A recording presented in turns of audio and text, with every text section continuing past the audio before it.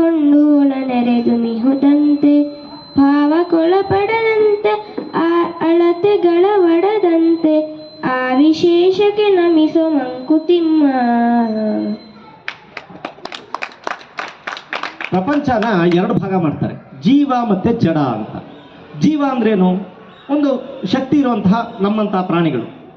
ಜಡ ರೂಪಗಳು ಅಂದ್ರೆ ಇವೆಲ್ಲ ಕಲ್ಲು ಮಣ್ಣು ಮರ ಇತ್ಯಾದಿ. ಮರನೂ ಜೀವ ಇದೆ, ಇನ್ನ ಮಿಕ್ಕಿದಂತಹ ಕಲ್ಲು ಮಣ್ಣುಗಳು, ಬೆಟ್ಟ ಗುಡ್ಡ ಇತ್ಯಾದಿ. ಈ ಜೀವ ಜಡ ರೂಪಗಳಲ್ಲಿ ಏನಾದ್ರು ಸತ್ವ ಇದೆಯಾ? ನಾನು ಮೊನ್ನೆ ಈ ಹೆಸರು ಕಾಳನ್ನು ನೋಡ್ತಾ ಇದ್ದೆ. ಹೆಸರು ಕಾಳಲ್ಲಿ ಜೀವ ಇದೆ ಅಂತ ಅನ್ಸುತ್ತಾ ನಿಮ್ಗಳು? ಒಣಗಿ ಒಣಗಿ ಬೆಂಡಾಗಿ ಹೋಗಿರುತ್ತೆ. ಅದಕ್ಕೊಂದು ತೊಟ್ಟು ನೀರು ಸೋರಿಸಿ ಎಲ್ಲಿಂದಲೂ ಜೀವ ಹುಟ್ಟುತ್ತೆ. ಈ ಜೀವ ಮತ್ತೆ ಜಡಕ್ಕೆ ಒಂದು ಮೂಲವಾದ ತತ್ವ ಇರಬೇಕಲ್ಲ, ಆ ತತ್ವ ಯಾವುದು ಅಂತ ಗುಂಡಪ್ಪನವ್ರು ಕೇಳ್ತಾ ಇದ್ದಾರೆ.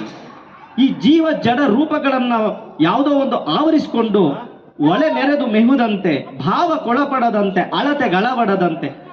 ಈಗ ಎರಡು ವಿಷಯ ಇದೆ. ಒಂದು ನಮ್ಮ ಭಾವನೆಗೆ ಸಂಬಂಧಪಟ್ಟಿತ್ತು. ಈ ಪ್ರೀತಿ ಪ್ರೇಮ ನಂಬಿಕೆ ಇದನ್ನೆಲ್ಲ ನಾವು ಅಳತೆ ಮಾಡೋಕ್ಕಾಗೋದಿಲ್ಲ. ಆದ್ರೆ ಅಳತೆ ಮಾಡುವಂತ ಕೆಲವು ವಸ್ತುಗಳಿದೆ. ಈಗ ಎಷ್ಟು ಭಾರ ಇದೆಯಾ ಅಂದ್ರೆ 50 kg ಅಂತ ಹೇಳ್ತೀವಿ. ಈ ವಸ್ತು ಇದೆಯಲ್ಲ, ಈ ಜಡ ಮತ್ತೆ ಜೀವಕ್ಕೆ ಸೇರ್ಕೊಂಡಿರುವಂತದ್ದು ಅಥವಾ ಅದರ ಮೀರಿರುವಂತದ್ದು, ಇದಕ್ಕೆ ಅಳತೆ ಮಾಡಲಿಕ್ಕೆ ಆಗುವಂತದ್ದಲ್ಲ.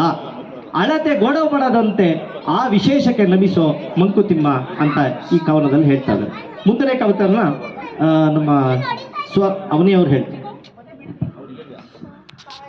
ಏನು ಜೀವನದ ಅರ್ಥ, ಏನು ಪ್ರಪಂಚ ಅರ್ಥ, ಏನು ಜೀವನ ಪ್ರಪಂಚಗಳ ಸಂಬಂಧ, ಕಾಣದಲ್ಲಿರುವುದೇ ನಾನು ಉಂಟೆ, ಅದೇನು ನಾನಲ್ಪ ಮಣಿವೆ.